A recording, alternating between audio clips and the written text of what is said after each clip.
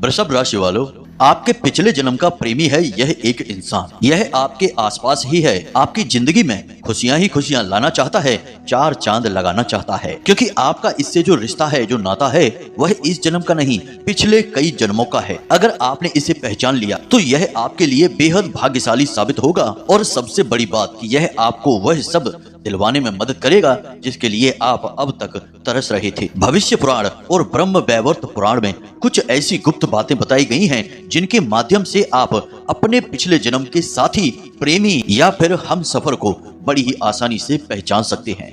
प्यारे मित्रों, पिछले जन्म के जो भी हमारे सबसे नजदीकी रिश्ते होते हैं, जिनसे हम हद से ज्यादा प्रेम करते हैं, वे इस जन्म में भी हमारे आसपास ही पैदा होते हैं और किसी न किसी रूप में वे हमारी मदद ही करते रहते हैं।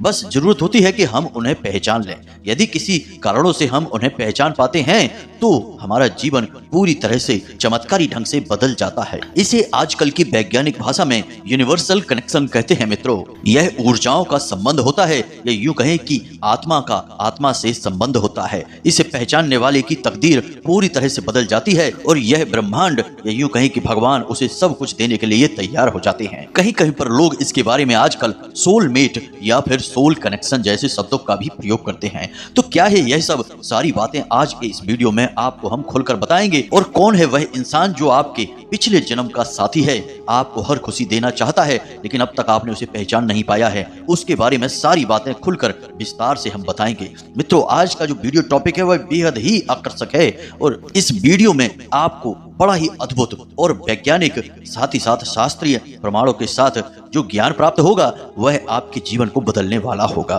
तो जयकारा बोलो माता रानी का, जगत माई महामाई माँ भद्रकाली की जय बोलो, माता रानी के सिद्ध दरबार की जय बोलो। तो प्यारे मित्रों, आप सभी का स्वागत करते हैं शिव प्रिया भिंड यूट्यूब चैनल में।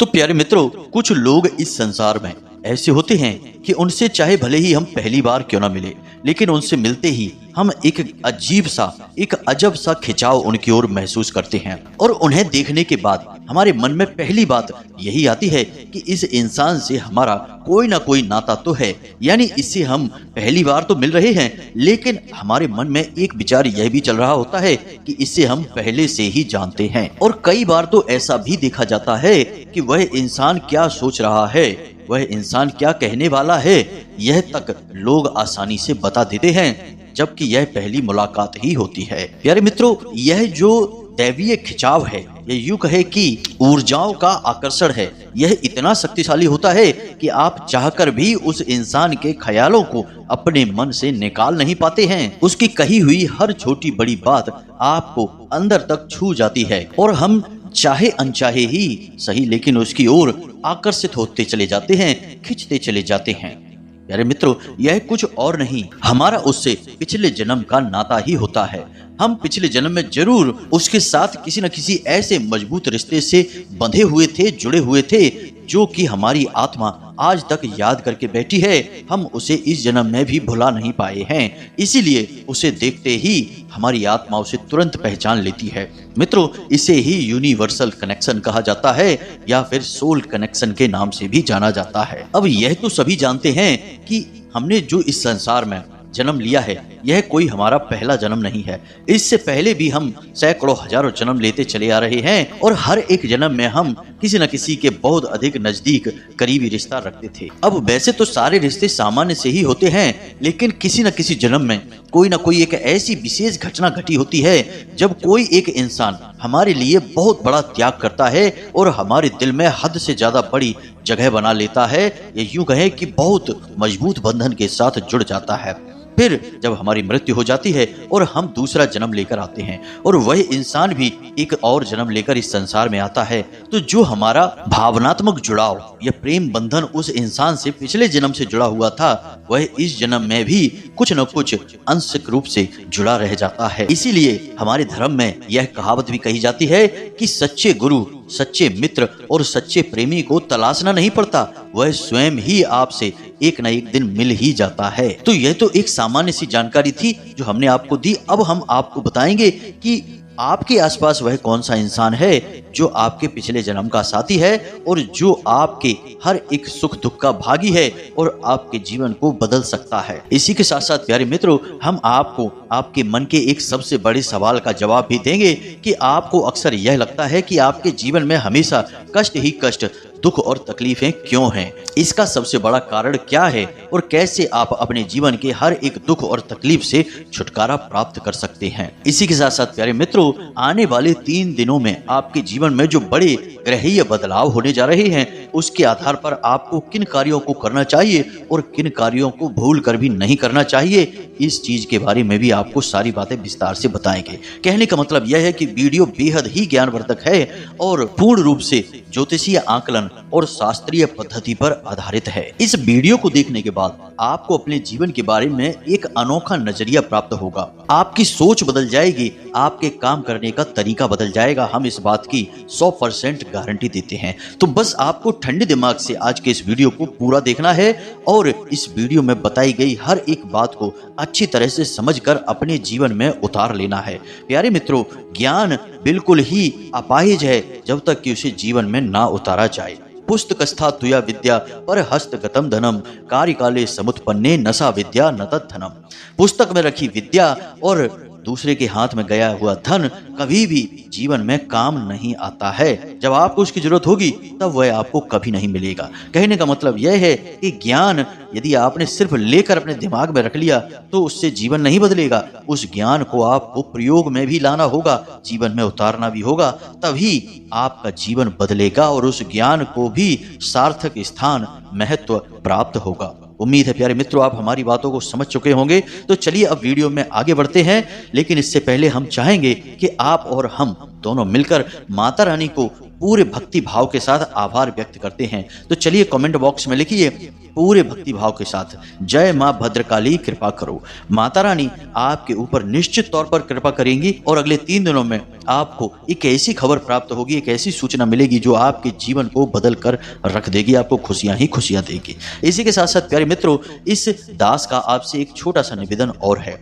कि यदि आप हमारे चैनल पर पहली बार आए हैं तो आप इस चैनल को सब्सक्राइब करके बगल में जो घंटी का निशान है उसे भी अवश्य दबा ही दें। ऐसा करके आप हमारे और माता रानी के दिव्य परिवार के सदस्य बन जाएंगे और जब आप परिवार के सदस्य बन गए तो फिर इस परिवार में जो भी माता रानी के प्रति पूजा पाठ अनुष्ठान किए जाते हैं उनसे जो पुण्य प्राप्त होता है वह आपको भी निश्चित तौर पर आंशिक तौर पर प्राप्त होगा ही होगा, क्योंकि परिवार में कोई भी कार्य हो उसका प्रतिफल तो परिवार के सभी सदस्यों को बांटा ही जाता है।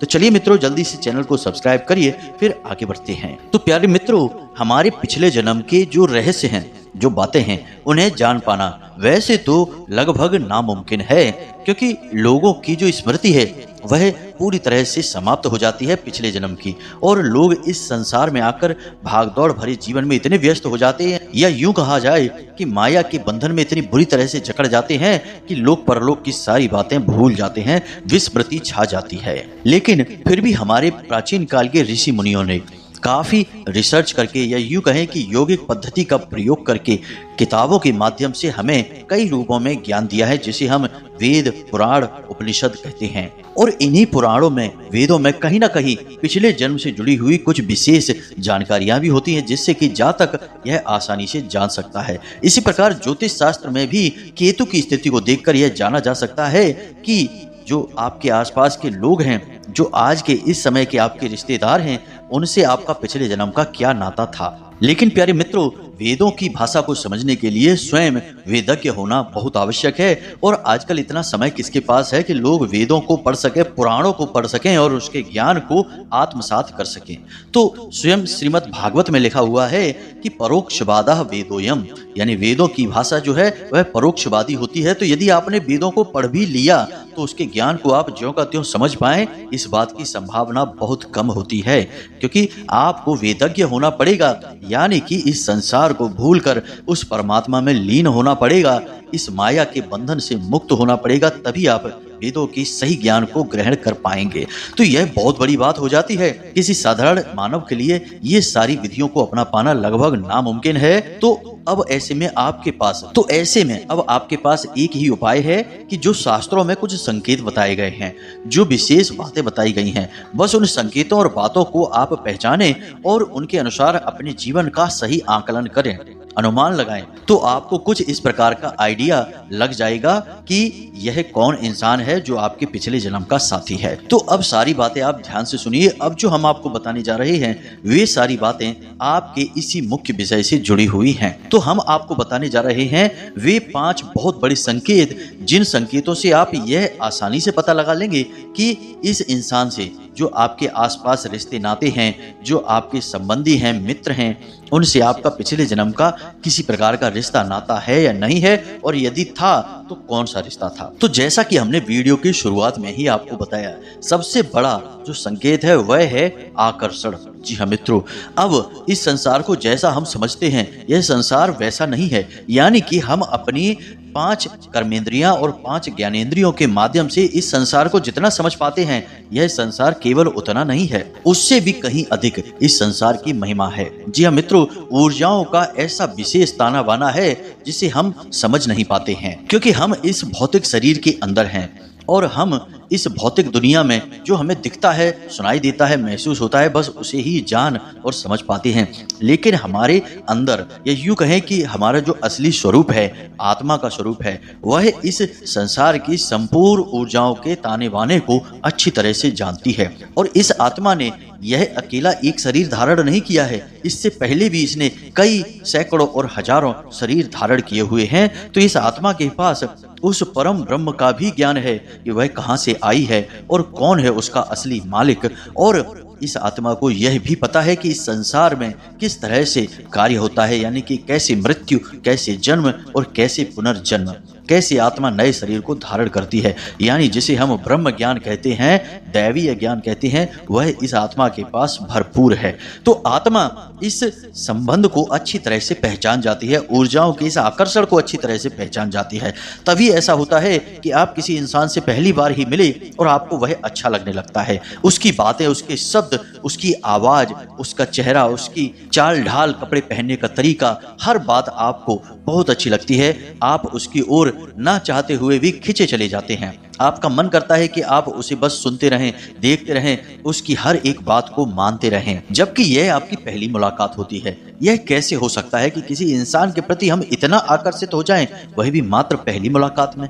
यह मित्रों संबंध आत्मिक संबंध है, यूनिवर्सल कनेक्शन है, सोल कनेक्शन है, जो आत्मा का आत्मा से है और आत्मा उसे अच्छी तरह से पहचान जाती है। तो यह तो पहला संबंध है। अब दूसरा संकेत आपको बताते हैं कि जब आप किसी परेशानी में होते हैं, मुसीबत में होते हैं, या फिर आप उदास होते हैं, मन में आपकी बेचैनी होती है और आप अकेलापन महसूस करते हैं, तब आपको हिम्मत बढ़ाने के लिए, परेशानी से बाहर निकालने के लिए, आपका सहयोग करने के लिए यह इंसान आपके पास आता है। यह आपके मन के भाव को समझ जाता है। आप जब भी दुखी होते हैं, जब भी अकेले होते हैं, तो यह आपके आसपास ही होता है।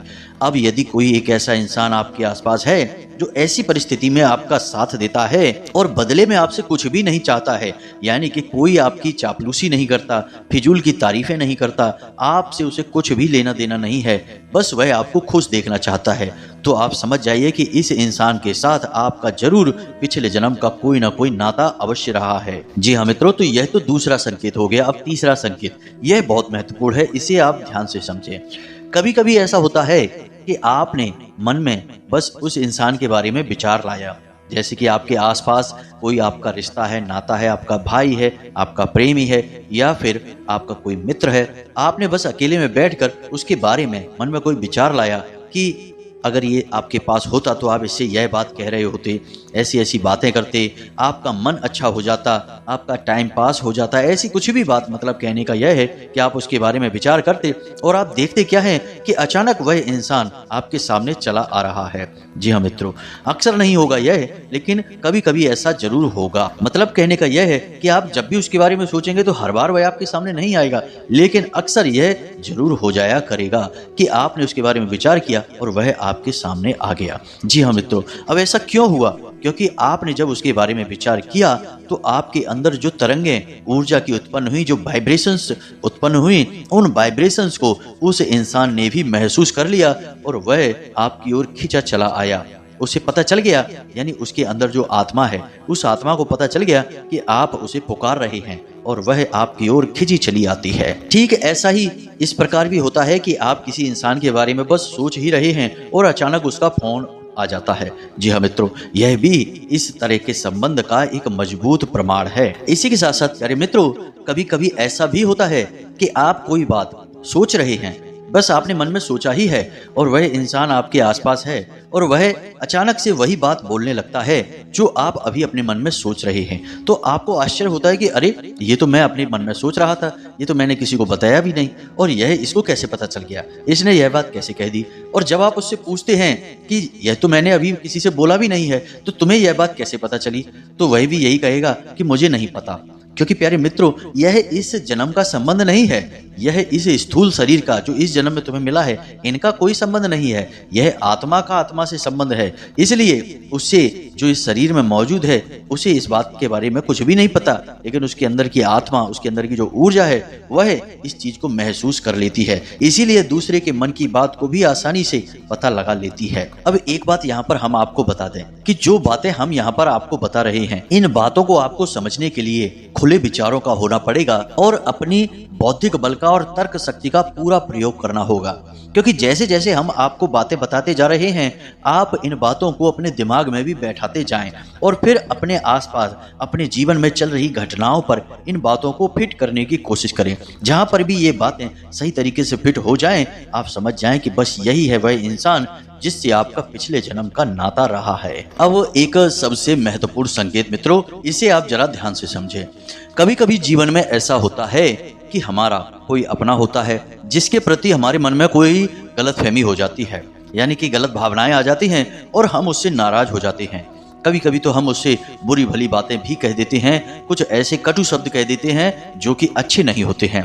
लेकिन इन सब बातों के बाद जब हमें क्रोध शांत होता है और हमें एहसास होता है कि हमने गलत काम कर दिया और हम जब क्षमा मांगते हैं या हमारे मन में यह गलती का भाव ही उत्पन्न हो जाता है, तो इसे भी वह इंसान समझ लेता है और वह आपकी कही किसी भी बात का बुरा नहीं मानता है। आप चाहे उसके साथ कैसा ही व्यवहार करें, कैसी ही बातें करें, उसे कोई फर्क नहीं पड़ता है। वह केवल और केवल आपकी अच्छाई चाहता है, आपको खुश देखना चाहता है, यानी कि हर परिस्थिति में आपका साथ निभाना चाहता है। आपकी बुराइयों के बावजूद भी वह आपको अपना लेता है, आपसे रिश्ता निभाना चाहता है।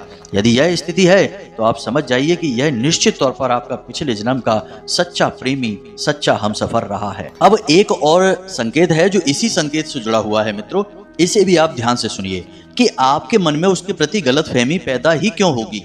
क्यों आप उसी अनाप शनाप बातें कहेंगे, गलत बातें उसके लिए बोलेंगे या मन में गलत विचार लेकर आएंगे। तो वह इसलिए भी हो सकता है कि आपने किसी कार्य को करने के बारे में विचार किया है और आप उस कार्य को करना चाहते हैं। जैसे कोई बिजनेस है, कोई व्यापार है, कहीं पर पैसा इन्वेस्ट करना चाहते हैं, किसी को उधार देना चाहते हैं या फिर मकान वगैरह, प्रॉपर्टी वगैरह लेना चाहते हैं। कोई भी मतलब जीवन का बड़ा फैसला आप लेना चाहते हैं और आपके पास सारी तैयारी है, आपका पूरा प्लान तैयार है, लेकिन वह इंसान आपको ऐसा करने से रोक रहा है। और वह आपको रोक रहा है क्योंकि उसे ऐसा लगता है कि इस कार्य को करने के बाद आप फंस जाएंगे, परेशान हो जाएंगे, आपकी जिंदगी खराब हो जाएगी।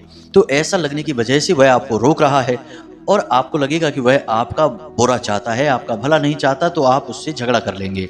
आपके मन में उसके लिए नकारात्मक भाव आ जाएंगे और आप उस कार्य को कर डालेंगे क्योंकि आप उसकी बात नहीं मानेंगे।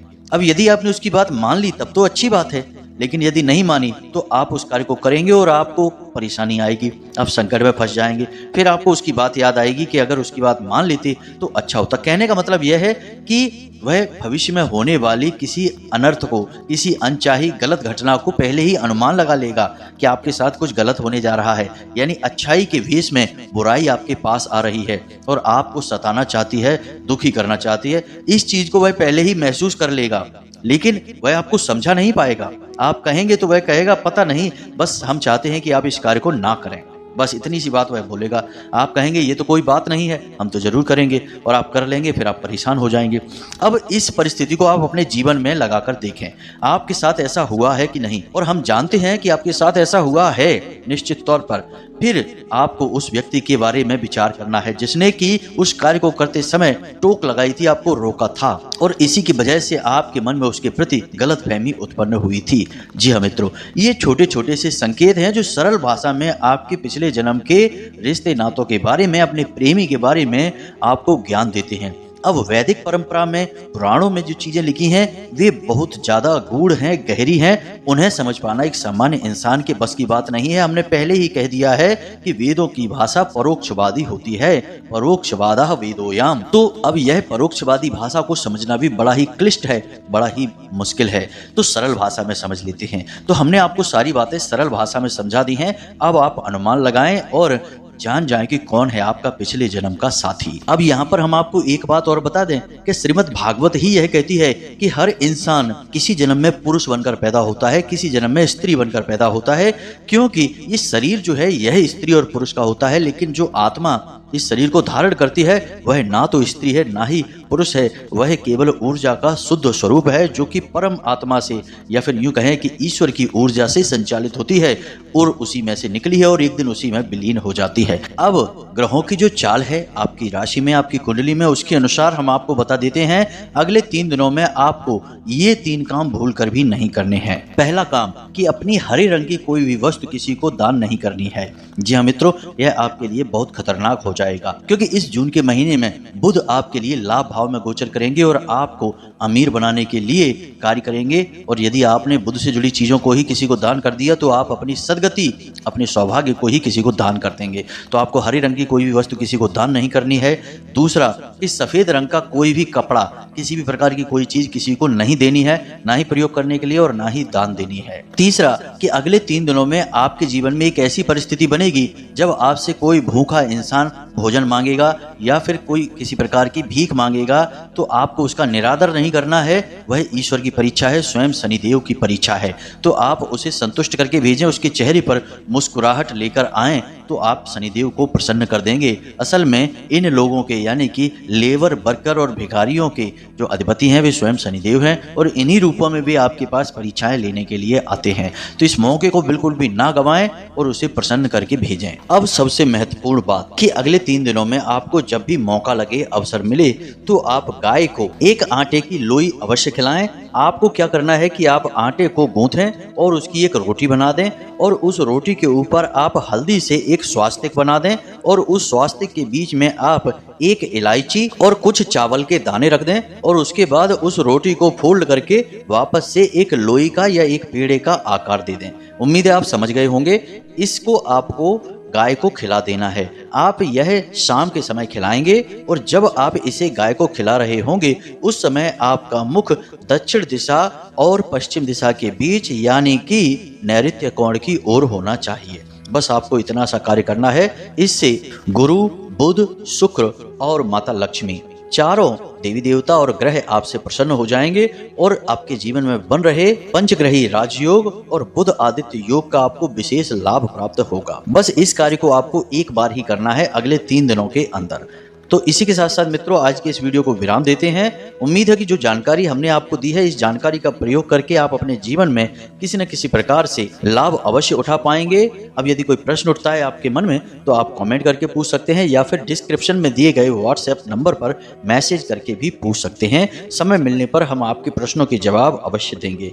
इसी के साथ साथ आज की इस वीडियो को विराम देते हैं। हमेशा हंसते रहिए, मुस्कुराते रहिए, सकारात्मक रहिए। याद रखिए कि माता रानी की आपके ऊपर पूरी कृपा और आशीर्वाद आ चुका है क्योंकि आप माता रानी के दिव्य परिवार के सदस्य बन चुके हैं। तो पूरे प्रेम और भाव के साथ बोलिए जय माई की, जय मां भद्रकाली। माता रानी आपका कल्याण करेंगी। धन्यवाद।